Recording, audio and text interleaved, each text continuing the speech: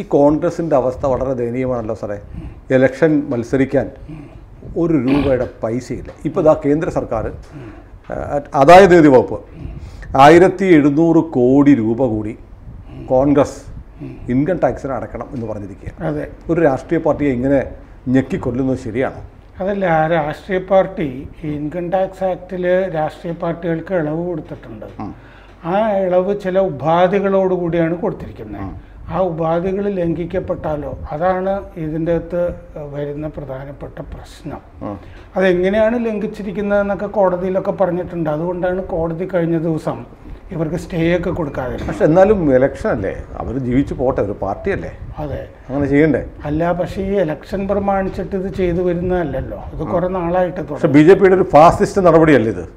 അത് ഞാൻ വിശദീകരിക്കാം. ഫാസിസ്റ്റ് നടപടിയാണെന്നുള്ളതോ? അല്ല, ഞാനൊരു ഫാസിസ്റ്റ് ആയതുകൊണ്ട് ഫാസിസ്റ്റുകൾ എങ്ങനെ പെരുമാറും എന്നുള്ളത് ഞാൻ വിശദീകരിക്കാം. അറിയാൻ താല്പര്യമുണ്ട്. ഇത് 3 വർഷത്തെ കാര്യമേ ആയിട്ടുള്ളൂ. സുനിൽ വിചാരിക്കുന്ന പോലെ ഈ 1700 ഇത് നിൽക്കില്ല. ഞായറാഴ്ചയാണ് ബാക്കിയുള്ള കാര്യങ്ങളും കൂടി കണക്കാക്കി. കഴിഞ്ഞ ദിവസം കേട്ടു സാർ, ഈ പഴയ ഒരു മറ്റേ കക്ഷിയില്ലായിരുന്നു, ഒരു തൊപ്പിക്കാരൻ സീതാറാം കേസരി, യെച്ചൂരിയല്ല, അദ്ദേഹത്തിന്റെ കാലം മുതൽ ഇവർ ടാക്സ് അടയ്ക്കുന്നില്ലായിരുന്നു. അതെ, അതായത് 2017-18 2017-18 തുടങ്ങി. സാമ്പത്തിക വർഷമായതുകൊണ്ടാണ് 2 വർഷം പറയുന്നത്. 2017-18 തുടങ്ങി 2020-21 വരെ ഉള്ള 3 വർഷത്തെ കാര്യമാണ് ഈ 1700 കോടി രൂപയിൽ വരുന്നത്. 2021 കഴിഞ്ഞ് പിന്നത്തെ 3 കൊല്ലം ഉണ്ടല്ലോ, അത് കാൽക്കുലേറ്റ് ചെയ്ത് വരുന്നേ ഉള്ളൂ. അയ്യോ, അപ്പൊ ഇനി വരും. അപ്പൊ ഈ 1700 കോടിക്ക് നികുതിയാണോ, അത് 1700 കോടി അങ്ങോട്ട് അടയ്ക്കാനാണോ? 1700 കോടി രൂപയ്ക്ക് നോട്ടീസ്, അതായത് അൺഅക്കൗണ്ടഡ് മണിയാണത്. ഓഹോ, നേരത്തെ നമ്മൾ ചർച്ച ചെയ്തപ്പോൾ 520 കോടി രൂപയുടെ ഒരു അൺഅക്കൗണ്ടഡ് മണിയുടെ കാര്യം പറഞ്ഞിരുന്നു. അത് വരുന്നത് എങ്ങനെയാണെന്ന് വെച്ചാൽ, സാന്റിയാഗോ മാർട്ടിന് ശേഷം ഏറ്റവും കൂടുതൽ പൈസ കൊടുത്തിട്ടുള്ള മേഘ എഞ്ചിനീയറിങ്ങിലൊക്കെ നടത്തിയ റെയ്ഡിൽ അവർ ക്യാഷായിട്ട് കോൺഗ്രസിന് കൊടുത്തതായിട്ട് പിടിച്ചിട്ടുണ്ട്. ആ ക്യാഷ് 2 ലോക്സഭാ തെരഞ്ഞെടുപ്പുകളിൽ മധ്യപ്രദേശിൽ ചെലവഴിച്ചതായിട്ടാണ് കണ്ടത്. ഇനി കണക്കൊന്നുമില്ല. ഈ പണം ഉണ്ടല്ലോ, നോട്ട് കെട്ട്, അതെടുത്ത് അങ്ങനെ തന്നെ കൊടുക്കുന്ന പോലത്തെ പരിപാടികളാണ്. അത് ദിഗ്വിജയ് സിംഗ്, അതെന്താന്ന് വെച്ചാൽ പ്രവീൺ കുമാർ എന്ന് പറഞ്ഞിട്ട് OSD, officer on special duty, ഒരാളുണ്ടായിരുന്നു. അയാളുടെ ഡയറി റെയ്ഡിൽ, അയാളുടെ വീട്ടിലും പോയി റെയ്ഡ് നടത്തി കഴിഞ്ഞപ്പോൾ കിട്ടിയ ഡയറിയുടെ അടുത്ത് ഇത് മുഴുവൻ രേഖപ്പെടുത്തി വെച്ചിട്ടുണ്ട്. ഏതൊക്കെ MPക്കും MLAക്കും കൊടുത്തിട്ടുണ്ട്, പൈസ കൊടുത്തിട്ടുണ്ട്. ഇവിടെ നമ്മൾ മാസപ്പടി പണ്ട് മണിച്ചന്റെ ഡയറി ഒക്കെ, നമ്മുടെ കടകംപള്ളിയുടെ ഒക്കെ പേരുണ്ടായിരുന്നു. പിന്നെ അവിടെ ഒരു ജില്ലാ സെക്രട്ടറി പോയ വഴി ഇപ്പൊ പുല്ല് കിളർത്തിട്ടില്ലല്ലോ, സത്യനേശൻ. ശരിയാണ്, അദ്ദേഹം പിന്നെ കേട്ടിട്ടേ ഇല്ല, അപ്രത്യക്ഷനായി. അവിടുത്തെ ഒരു പ്രധാനപ്പെട്ട വിഭാഗമായ ഒരു നാടാർ വിഭാഗത്തിൽപ്പെട്ട ആളായിരുന്നു അദ്ദേഹം. എന്നിട്ട് ഈ 50 കോടി രൂപ ദിഗ്വിജയ് സിംഗിന് കൊടുത്തതായിട്ടൊക്കെ ആ ഡയറിയിൽ രേഖപ്പെടുത്തിയിട്ടുണ്ടായിരുന്നു. ഇങ്ങനത്തെ തെളിവുകളൊക്കെ കോടതിയിലുണ്ട്. കോടതി സ്റ്റേയും ഇതും ഇങ്ങനെയൊന്നും വെറുതെ ഇന്ന് KC വേണുഗോപാൽ ഇതിനെപ്പറ്റി പറയുന്നത് ചുമ്മാ വെറുതെ ലോക്സഭ എന്നൊക്കെ പറഞ്ഞിട്ട് ലോക്സഭാ തെരഞ്ഞെടുപ്പിന്റെ തലയ്ക്ക് വെക്കുക, മോദിയുടെ തലയ്ക്ക് വെക്കുക. ഇൻകം ടാക്സുകാർ അവരുടെ പണിയെടുക്കുന്നതാണ്. അല്ല, വേറൊരു തമാശയുണ്ട് സാർ, ഞാനത് കണ്ടു. ഈ KC വേണുഗോപാൽ ഇങ്ങനെ പറയുന്നുണ്ട്, പീഡിപ്പിക്കുകയാണ്. പഴയ തൊപ്പിക്കാരന്റെ റോളിലാണ് ഇപ്പൊ KC വേണുഗോപാൽ, മറ്റേ സീതാറാം കേസരി. അതിൽ ഞാൻ പറഞ്ഞു KCയോട് ചോദിക്കുന്നു. അപ്പോൾ KC പറയുന്നത് 2018 ഇപ്പോൾ ചോദിക്കുന്നത്. 2018 ചോദിച്ചൂടെ? പക്ഷേ ഒരാളും KCയോട് ചോദിക്കുന്നില്ല. അല്ല KC വേണുഗോപാലെ, നിങ്ങൾ ശരിക്കും നികുതി അടച്ചിട്ടുണ്ടോ? അടയ്ക്കേണ്ടതല്ലായിരുന്നോ? ഇത് ചോദിക്കുന്നില്ല. ഓരൊറ്റ പത്രക്കാരുടെയും വായിൽ നാവില്ല. സുനിലെ, അതായത് അതിൻ്റെ അകത്തുള്ള ഇഷ്യൂ ഇവർ പഠിച്ചിട്ടില്ല. ഏത് പത്രപ്രവർത്തനം പഠിക്കേണ്ടതാണ്. കോമൺ സെൻസ് ഇല്ലേ സാറ്? മാധ്യമപ്രവർത്തകൻ, എത്രയോ വർഷം മാധ്യമപ്രവർത്തകൻ, ഞാനൊക്കെ ചെയ്തതിൻ്റെ ഇരട്ടി വർഷക്കാലം മാധ്യമപ്രവർത്തനം ചെയ്തതാണ്. അപ്പോൾ നമ്മുടെ അടുത്ത് ഒന്നും പറയാണ്, ആദായ നികുതിയുടെ പേരിൽ ഞങ്ങളുടെ പൈസ പിടിച്ചെടുത്തിരിക്കുന്നു എന്നൊരാൾ പറയുമ്പോൾ ശരിക്കും നിങ്ങളിത് അടയ്ക്കാനുള്ളതാണോ, നിങ്ങൾ അടയ്ക്കുന്നതിൽ വീഴ്ച വന്നിട്ടുണ്ടോ എന്ന് സ്വാഭാവികമായും ചോദിക്കില്ലേ? ഇതെന്താണെന്ന് വെച്ചാൽ ആ ഒരു ഇഷ്യൂ ഉണ്ടായിരുന്നല്ലോ, രാഷ്ട്രീയ പാർട്ടികൾക്ക് ടാക്സ് ഇല്ല, പിന്നെ എന്തുകൊണ്ടാണ് ഇൻകം ടാക്സ് കോൺഗ്രസിനോട് ഇത് ആവശ്യപ്പെട്ടുകൊണ്ടിരിക്കുന്നത് എന്നുള്ള ചോദ്യം എൻ്റെ ഉള്ളിൽ ഉയർന്നു. അതൊരു സംശയമാണ് കേട്ടോ, നമ്മുടെ പ്രേക്ഷകർക്കൊക്കെ ഉണ്ട്. ആ പാർട്ടികൾക്ക് ആദായ നികുതി കൊടുക്കണ്ട എങ്കിൽ എന്തുകൊണ്ട് കോൺഗ്രസിന് ഇത്ര വലിയ തുക? ആ സംശയത്തിൻ്റെ ഉത്തരം നോക്കിപ്പോയപ്പോഴാണ് ഞാനും ഇത് പഠിച്ചത്. അതിൽ പറഞ്ഞിരിക്കുന്നത് എന്താണെന്ന് വെച്ചാൽ, അങ്ങനെ എക്സംഷൻ രാഷ്ട്രീയ പാർട്ടികൾക്ക് കൊടുത്തിട്ടുണ്ട്. പക്ഷേ കോൺഗ്രസിൻ്റെ ഈ പലപ്പോഴും ഈ ക്രൈസിസ് മാനേജ് ചെയ്യുന്ന ആളുകളുണ്ടല്ലോ, ഉദാഹരണത്തിന് ഞാൻ നേരത്തെ ഒരു ഉദാഹരണം പറഞ്ഞു, റെയ്ഡ് നമ്മുടെ കമൽനാഥിൻ്റെ വീട്ടിലൊക്കെ നടന്നിട്ട് അയാളുടെ OSD പ്രവീൺ കുമാറിൻ്റെ വീട്ടിലൊക്കെ ഇങ്ങനത്തെ റെയ്ഡ് നടക്കുന്നുണ്ടല്ലോ. ഇപ്പം ഈ 1700 കോടി വരുന്നത് എങ്ങനെയാണെന്ന് വെച്ചാൽ, ഈ DK ശിവകുമാറിൻ്റെ വീട്ടിൽ 2017 റെയ്ഡൊക്കെ നടന്നിരുന്നു. അന്ന് കുറേ അയാളുടെ വീട്ടിൽ നിന്ന് തന്നെ അന്ന് 300 കോടി രൂപ ക്യാഷ് പിടിച്ചിരുന്നു. അന്ന് അയാൾ കാശൊക്കെ ഉണ്ടാക്കി വെച്ചിരുന്നത് എന്താണെന്ന് വെച്ചാൽ 100 കോടി രൂപ വീട്ടിൽ നിന്ന് വേറെയും കിട്ടി, ബന്ധുക്കളിൽ നിന്നൊക്കെ കിട്ടി. 60 ലൊക്കേഷൻസിൽ അന്ന് റെയ്ഡ് ഉണ്ടായിരുന്നു, കർണാടകയിലും ഡൽഹിയിലും. അന്ന് ആ ഘട്ടത്തിൽ ഗുജറാത്തിൽ നിന്ന് 43 MLA-മാരെ രാജ്യസഭാ തെരഞ്ഞെടുപ്പിന് മുമ്പ്, അഹമ്മദ് പട്ടേലൊക്കെ നിന്ന് ഓർക്കുന്നില്ലേ, രാജ്യസഭാ തെരഞ്ഞെടുപ്പിന് മുമ്പ് കൊണ്ടുവന്നിട്ട് ബാംഗ്ലൂരിൽ താമസിപ്പിക്കും, ഒരു റിസോർട്ടിൽ താമസിപ്പിച്ചു. ബാംഗ്ലൂരാണോ സംശയമുണ്ട്, ബാംഗ്ലൂരിൽ നിന്ന് കുറച്ച് മാറിയിട്ട് റിസോർട്ടില്. അന്നത്തെ ആ റെയ്ഡുമൊക്കെയായി ബന്ധപ്പെട്ട പല രേഖകളിൽ നിന്നും ഇതുപോലെ അൺഅക്കൗണ്ടഡ് ക്യാഷ്, അതായത് കണക്കിൽപ്പെടാത്ത പണം കണ്ടുപിടിച്ചതിനെ തുടർന്നുള്ള നടപടിയാണ്. അതിലേക്ക് അതാണ് ഞാൻ ഈ പറഞ്ഞു വരുന്നത്.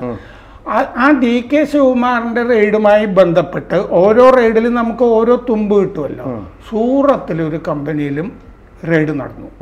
അപ്പൊ ആ കമ്പനിക്കാർ പണം കൊടുത്തിട്ടുണ്ട് എന്ന് കണ്ടെത്തി കോൺഗ്രസിന്. അതൊരു റിയൽ എസ്റ്റേറ്റ് കമ്പനിയാണെന്നാണ് എനിക്ക് തോന്നുന്നത്. കാരണം ഒരു റിയൽ എസ്റ്റേറ്റ് കമ്പനിയിൽ നിന്ന് ആ ഘട്ടത്തിൽ തന്നെ ഒരു 300 കോടി രൂപ വെറുതെ ക്യാഷായിട്ട് ഒരാളുടെ വീട്ടിലും സാറി പറയുന്നത് കേട്ട് കോടിക്കൊന്നും ഒരു വിലയില്ല. 356 കോടി രൂപ സൂറത്തിൽ ഒരാളുടെ വീട്ടിൽ നിന്ന് ചിത്രങ്ങൾ വന്നിട്ടുണ്ട്, ക്യാഷ് വെച്ചിരിക്കുന്നതിന്. നമ്മളൊന്നും കോടി കണ്ടിട്ടില്ല. ഈ കോടി എന്നുള്ള വർത്തമാനം അല്ലാതൊന്നും പറയാനുമില്ല. കണ്ടിട്ടുണ്ട് കോടി മുണ്ട്. അതെ. അപ്പോ ഇങ്ങനെ ഈ വരുമ്പോ ഇനി അതിന്റെ പ്രൊവിഷനാണ് ഞാൻ പറയുന്നത്. അങ്ങനെ വരുമ്പോ ഈ വയലേഷൻസ് ആണത്, ആ എക്സംഷൻസ് ഇളവ് കൊടുത്തു കഴിഞ്ഞിട്ട് ലംഘനങ്ങൾ വരുന്നു. ഒരു രാഷ്ട്രീയ പാർട്ടി ഇത് പണം ചെലവാക്കുന്നതിന്റെ ഉപാധികളുണ്ട്, അതിന്റെ ലംഘനങ്ങൾ ഉണ്ടാവും. അതാണ് അതിന്റെ ആ പ്രൊവിഷനിൽ വിടുന്നതാണ് ഈ ഇടപാടുകൾ. ആ ലംഘനങ്ങൾ വരുമ്പോൾ, ആ ക്യാഷ് ട്രാൻസാക്ഷൻസ് വന്നു കഴിയുമ്പോൾ, ഈ എക്സംഷൻസ് വയലേറ്റ് ചെയ്ത് കഴിയുമ്പോൾ, in the absence of exemptions മറ്റേ institutions are treated as association of persons എന്ന് പറഞ്ഞാൽ ഈ പാർട്ടി ഉണ്ടല്ലോ, ഈ പാർട്ടിയെ ഒരു കൂട്ടമായിട്ട്, വ്യക്തികളുടെ ഒരു കൂട്ടമായിട്ട് മാത്രമേ കണക്കാക്കുന്നുള്ളൂ, പാർട്ടിയായിട്ട് കണക്കാക്കില്ല. പിന്നെ വ്യക്തികളായിട്ട് കണക്കാക്കുമ്പോഴാണ് ടാക്സ് ചോദിക്കുന്നത്. അപ്പോൾ പ്രശ്നം ശരിക്കും മനസ്സിലായോ? കോൺഗ്രസ് അതാണ് പൊളിറ്റിക്കൽ പാർട്ടി എന്നല്ല, കുറെ ഫണ്ട് റൈസ് ചെയ്യുന്ന കുറെ ആളുകളുടെ കൂട്ടം, അവർ ലയബിൾ ആണ് ടാക്സ് കൊടുക്കാൻ. എക്സാക്ട്ലി. അപ്പോൾ സംഭവിക്കാൻ പോകുന്നത്, എനിക്ക് തോന്നുന്നത്, ദേശീയ അംഗീകാരം ചിലപ്പോൾ നഷ്ടപ്പെട്ടേക്കാം. ഈ മാർക്സിസ്റ്റ് പാർട്ടിയുടെ ഒക്കെ അവസ്ഥയുണ്ടല്ലോ. പക്ഷെ ഞാൻ കേൾക്കൂ, രാഷ്ട്രീയ പാർട്ടി അല്ലാതാവുകയാണല്ലോ, വ്യക്തികളുടെ സംഘാതം ആയിട്ട് മാറുകയല്ലേ. പക്ഷെ അത് ടാക്സിന്റെ കാര്യത്തിലല്ലേ വരുള്ളൂ. അതെ, അത് കഴിഞ്ഞ് വേറെ ആരെങ്കിലും കേസിനൊക്കെ പോവാമല്ലോ. വയലേഷൻസ് ഉണ്ട്, അത് രാഷ്ട്രീയ പാർട്ടി ആയിട്ടല്ല പറയുന്നില്ല, കണക്ക് കൊടുക്കുന്നില്ലല്ലോ. ഇതിൽ കണക്ക് കൊടുക്കുന്ന എങ്ങനെയാണ്? ഞങ്ങൾ ആ കമ്പനിയിൽ നിന്ന് ഞങ്ങൾക്ക് ഇത്ര കോടി തന്നു, ഞങ്ങളത് തോന്നുമ്പോൾ ചെലവാക്കി എന്നല്ലേ പറയാൻ പറ്റുള്ളൂ. കണക്കോ വൗച്ചേഴ്സോ ഒന്നും ഇല്ലല്ലോ. അവിടെ ചെലവാക്കിയതിന്റെ ഇവിടെ ചെലവാക്കി അല്ല, അങ്ങനെ ഈ ബൾക്കായിട്ട് വലിയ തുക കിട്ടുന്നത് ചെലവാക്കിയിട്ടൊന്നും ഉണ്ടാവില്ല. പല ഹവാല വഴിയൊക്കെ പുറത്തു പോയി പല രാജ്യങ്ങളിൽ വിദേശത്തൊക്കെ ഇൻവെസ്റ്റ് ചെയ്തിട്ടുണ്ടാവും. നെഹ്റു കുടുംബത്തിന് വേണ്ടി ചെയ്തിരിക്കാം. കാരണം അവര് പാർട്ടിക്ക് വേണ്ടി ഒരുപാട് സേവനം ചെയ്ത. അല്ല, പച്ചയ്ക്ക് പറഞ്ഞാൽ സാറ് പറഞ്ഞു വരുന്നത് ഞാൻ മനസ്സിലാക്കിയത് പറയട്ടെ, ഇത് നികുതി വെട്ടിപ്പിന്റെ അല്ല, കള്ളപ്പണ ഇടപാടിന്റെ റെയ്ഡും തുടർ നടപടിയാണ്. അത് സൂറത്തിൽ ഈ കാലത്ത് നമ്മൾ നോക്കിയാൽ 4-5 റെയ്ഡുകൾ നടന്നിട്ടുണ്ട് അവിടെ. അതൊക്കെ ഇതുപോലത്തെ വലിയ എമൗണ്ടുകളാണ്. അത് അങ്ങനെ അറിയപ്പെടുന്ന കമ്പനികൾ പോലും അല്ല. റിയൽ എസ്റ്റേറ്റ് ഡീലിങ്, ചെറിയ ചെറിയ പരിപാടികളൊക്കെ നടത്തിക്കൊണ്ടിരിക്കുന്നവർ, എൻജിനീയറിങ് എക്യുപ്മെൻറ്റ്സ്. പക്ഷേ ഈ മേഘ എന്ന് പറയുന്നത് വലിയ കമ്പനിയാണ്. അവർക്ക് 1 ലക്ഷം കോടിയുടെ ഡാമിൻ്റെ കരാറൊക്കെ കിട്ടിയിട്ടുള്ള ആളുകളാണ് അവർ. BRSന്റെ ചന്ദ്രശേഖർ റാവുവിൻ്റെ കാലത്ത് കവിതയുടെ പാർട്ടിക്ക് വലിയ തുകകൾ അവർ BRSന് കൊടുത്തിട്ടുണ്ട്, DMKക്കും കൊടുത്തിട്ടുണ്ട്. 1% to 5% ഒക്കെ കമ്മീഷൻ. 1 ലക്ഷം കോടിയുടെ 1 ലക്ഷം കോടിയുടെ അതെ, 1 ലക്ഷം കോടി മാത്രമല്ല ആ മേഘയുടെ കേസിൽ വരുന്നത്. പല തവണയായിട്ട് അയാൾക്ക് 5000 കോടി രൂപ എക്സ്ട്രാ പുള്ളി ഇടയ്ക്കിടയ്ക്ക് കടലാസ് കൊടുക്കും, ഞങ്ങൾക്ക് കൂടുതൽ ചിലവായിട്ടുണ്ടെന്ന്. അങ്ങനെ 4 ഘട്ടത്തിൽ 5555 കോടി രൂപ കൊടുത്തിട്ടുണ്ട്. അങ്ങനെ കൂടുതൽ കൊടുക്കുമ്പോഴാണല്ലോ അതിൽ നിന്ന് കട്ട് കിട്ടുന്നത്. ഇതൊക്കെ വെച്ച് നോക്കുമ്പോൾ നമ്മുടെ പിണറായി എത്ര പാവം. അതെ, അതും അന്വേഷണത്തിൽ ഇപ്പൊ വരികയാണല്ലോ. മറ്റേ ഊരാളുങ്കൽ സൊസൈറ്റി, എക്സാലോ 1 ലക്ഷം കോടിയുടെ വർക്കൊന്നും കേരളത്തിൽ ദൈവം സഹായിച്ചില്ല. എങ്കിൽ എന്ത് കാശ് കിട്ടിയേനെ അവർക്കൊക്കെ. അതെ, എത്ര കിട്ടിയേനെ. കരാർ ഒന്നാമത് ആ 1 ലക്ഷം കോടിയുടെ കരാർ കൊടുത്തിട്ടുണ്ടല്ലോ. ഈ വരണ്ട ഭൂമി ഗോദാവരി നദിയിൽ നിന്നുള്ള വെള്ളം എടുത്തിട്ട് ജലസേചനം നടത്താനുള്ള ഒരു ഇറിഗേഷൻ പ്രോജക്റ്റാണ്. ഒന്ന് ആലോചിച്ച് നോക്കൂ. ഐസട്ടയ്ക്ക് പെയിന്റ് അടിക്കുന്നൊക്കെ പറഞ്ഞ പോലെ പണ്ട് നമ്മൾ ഈ കടലില് കല്ലിടുക വർഗീസ് വൈദ്യന്റെ കാലത്ത് ഒരു പരിപാടി ഉണ്ടായിരുന്നില്ലേ? TV തോമസ് കരാർ കൊടുത്തു ഒറ്റ സുഹൃത്തായ വർഗീസ് വൈദ്യൻ എന്ന് പറഞ്ഞിട്ട്. പിന്നെ കൽപ്പകവാടിയൊക്കെ തുടങ്ങിയില്ലേ? കടലില് കല്ലിടുകയാണ്. ഇത് മര്യാദക്ക് കല്ലിടാൻ പറ്റുമോ? കടൽ ഭിത്തി എന്ന് പറയുന്നത് ഞങ്ങളിട്ടു എന്ന് പറയാ. നോക്കാനും പരിശോധിക്കാനും പറ്റില്ല അതിന് എന്ന് പറഞ്ഞ പോലത്തെയാണ് ഇത്. അല്ലേ സാർ, ഇപ്പോൾ ഈ KC വേണുഗോപാലിന്റെ കോൺഗ്രസിന്റെ ഡൽഹിയിലെ ഏതോ ഒരു വലിയ തലവൻ്റെയൊക്കെ പത്രസമ്മേളനം കണ്ടു. അവരൊക്കെ പറയുന്നത് ഇലക്ഷൻ കാലത്ത് ഇങ്ങനെ ചെയ്യാൻ പാടില്ല. അപ്പോൾ ഇലക്ഷൻ കാലത്ത് അരവിന്ദ് കെജ്രിവാളും പറയുന്നത് ഞാൻ കേസ് പ്രതിയാണ്, പക്ഷേ ഇലക്ഷൻ കാലത്ത് അറസ്റ്റ് ചെയ്യാൻ പാടില്ല. ഇലക്ഷൻ എന്ന് പറയുന്നത് ആ സമയത്ത് ഇങ്ങനെ സംഭവിക്കുന്നു എന്ന് മാത്രമേ ഉള്ളൂ. ഒരാളൊരു കൊലപാതകയാണ്, അയാൾ കല്യാണം കഴിക്കുന്നു എന്ന് വെക്കേ, നിങ്ങളുടെ നാട് വടയാറില്, അയാളെ തലേന്നാണ് തെളിവൊക്കെ കിട്ടി, അറസ്റ്റ് ചെയ്യാൻ പാടില്ലേ? കല്യാണത്തിന് തലേന്ന് അറസ്റ്റ് ചെയ്യാൻ പാടില്ലേ? അല്ലേ? ശരിയാ, നല്ല ഉദാഹരണം. അപ്പോൾ ഇതൊരു ന്യായമാണ്. അപ്പോൾ ആളുകൾ നോക്കുമ്പോൾ ഇതൊന്നും അറിഞ്ഞുകൂടാത്ത സാധുക്കളായ ജനങ്ങൾ അയ്യോ കഷ്ടം, കോൺഗ്രസിനെ അങ്ങ് പീഡിപ്പിക്കുമല്ലോ. ഇത് കള്ളപ്പണത്തിൻ്റെ പേരിൽ, നികുതി കൊടുക്കാത്തതിൻ്റെ പേരിലുള്ള സ്വാഭാവികമായ നടപടിയാണ്. നമ്മൾ നികുതി കൊടുത്തില്ലെങ്കിലും ഇതൊക്കെ തന്നെ വരും. അതെ, രാഷ്ട്രീയ പാർട്ടികൾ കള്ളപ്പണം കൈകാര്യം ചെയ്തതെന്നുള്ളത് കൊണ്ടാണല്ലോ ഇലക്ട്രൽ ബോണ്ട് വരുന്നത്. അതെ, അത് വ്യവസ്ഥാപിതമാക്കി. ഇവര് പറഞ്ഞത് ആ വ്യവസ്ഥാപിതമായ രീതി നമുക്ക് ശരിയല്ല എന്ന് കോൺഗ്രസും കപടമതേതര ഈ പാർട്ടികളും പറഞ്ഞു. എന്തിന്? കള്ളപ്പണം ഡീൽ ചെയ്യുന്നോണ്ടാണ്. അല്ല, കോൺഗ്രസ് ഇത് പറഞ്ഞപ്പോൾ കാശ് മേടിച്ച് പെട്ടിലിട്ടിട്ടാണ് പറഞ്ഞത്.